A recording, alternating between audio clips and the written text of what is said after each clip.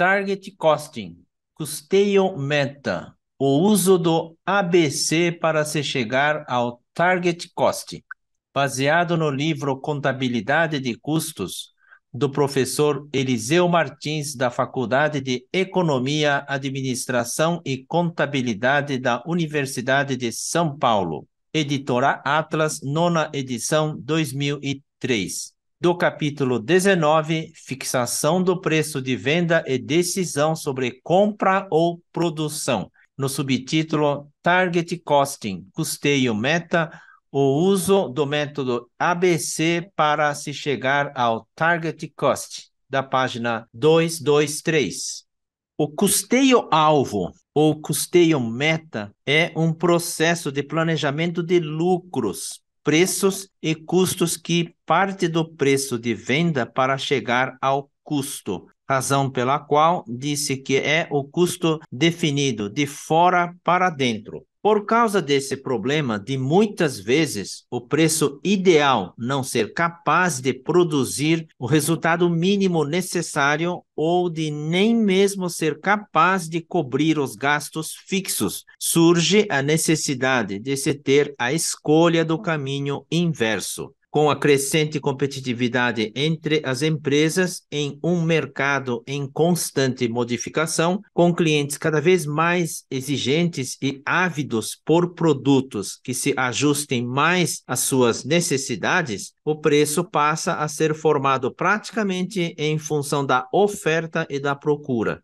Neste ambiente no qual as empresas simplesmente não podem alterar seus preços por modificações na sua estrutura de custos, o caminho inverso mencionado passou a ser uma fortíssima ferramenta para um melhor posicionamento estratégico e desempenho, dadas as limitações de preço do mercado e, consequentemente, de quantidade vendável. Qual o custo máximo suportável de forma a atingir o retorno desejável? Nasce daí essa figura simples do custo-meta ou custo-alvo, conhecido na língua inglesa como target cost, que nada mais é do que exatamente o que foi dito na frase imediatamente atrás. Qual o custo máximo admissível de um produto para que, dado o preço de venda que o mercado oferece, consiga-se o mínimo de rentabilidade que se quer? A maioria dos custos a serem incorridos em um processo produtivo é determinada na estrutura desse processo, ou seja, na fase de projeto do produto. Quando uma linha de produção já está montada e funcionando, a grande maioria de seus custos está fadada a ser incorrida. Em média, 85% dos custos totais do início da pesquisa e do projeto até o fim da vida do produto, segundo citações bibliográficas estrangeiras, tendo em vista estarem a essa altura totalmente definidas as características técnicas do produto. As reduções de custos que se pode atingir nesse estágio podem não ser significativas o suficiente de forma a se atingir o custo meta. Por outro lado, é na fase de planejamento que existem as possibilidades de alteração significativa dos custos. Durante o projeto, podem ser alteradas as características do produto. Pode-se optar em reduzir o custo retirando características dos produtos, como retirar o ar-condicionado de um modelo de automóvel. Entretanto, essa alteração também muda o preço que o mercado está disposto a pagar, bem como a quantidade que o mercado pode absorver. Pode-se até optar por aumentar o custo de um produto, caso o preço seja alavancado, tomando-se cuidado com a quantidade a ser vendida. Sendo assim, nesta fase de projeto, a utilização do custo meta se faz mais eficaz. O retorno a ser atingido pode ser alcançado mais eficientemente se tudo for planejado desde a concepção do produto. Vale lembrar ainda que este retorno pode ter um enfoque financeiro, em termos de rentabilidade ou estratégico em termos de posicionamento no mercado, continuidade da empresa, benefício social, etc.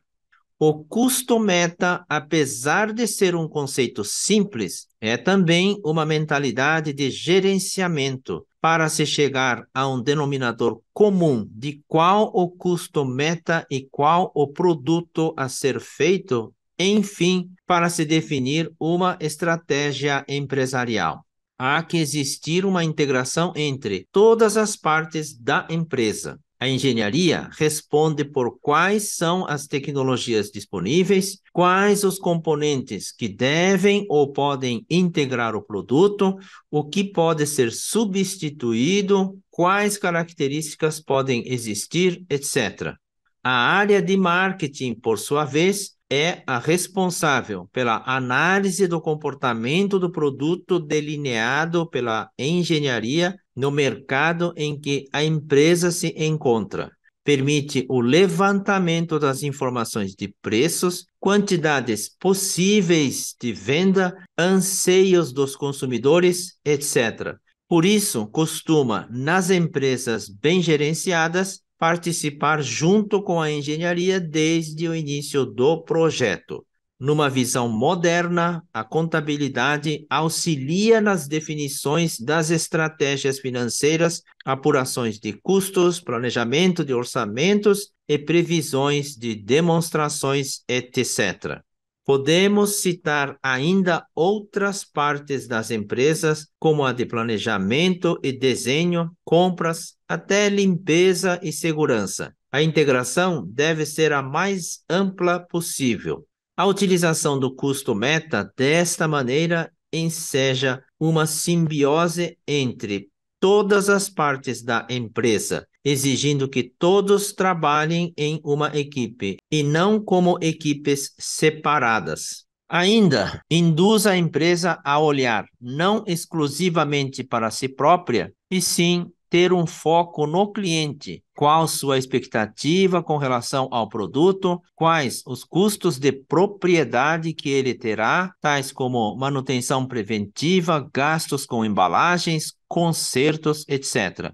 Outro lado que se permite olhar é o dos fornecedores. Estes podem ser fatores determinantes nos custos a serem incorridos. A interação com a cadeia de valor como um todo permite não só que os custos sejam atingidos, como também que toda uma completa estratégia seja desenvolvida no sentido de melhoria tanto para a empresa como para a cadeia em que ela se insere. Lembre-se de que uma cadeia de valor corresponde à visão integrada de todos os que participam, desde a origem dos recursos básicos até o consumidor final, não interessando quantos elos compõem essa corrente. Por exemplo, mineradora de ferro, siderúrgica, metalúrgica, montadora, atacadista, varejista e consumidor final.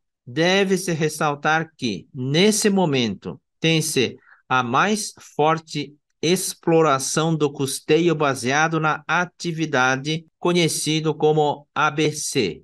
Afinal, nada melhor do que conhecer os custos de todas as atividades para daí se ter condição de verificar as atividades que não adicionam valor e que precisam ter seus gastos reduzidos ou anulados e quais as atividades que podem sofrer processos de racionalização, às vezes de reengenharia, para se chegar a essa adaptação ao mundo real. Por tudo que se tem visto na prática e que se tem à disposição em termos de literatura, a maior utilidade, segundo alguns, a única do ABC, está exatamente na sua extraordinária força em termos de ajudar no processo de racionalização, reengenharia e redução de gastos dentro da empresa. E, para isso, o conceito se aplica às indústrias, ao comércio e aos serviços.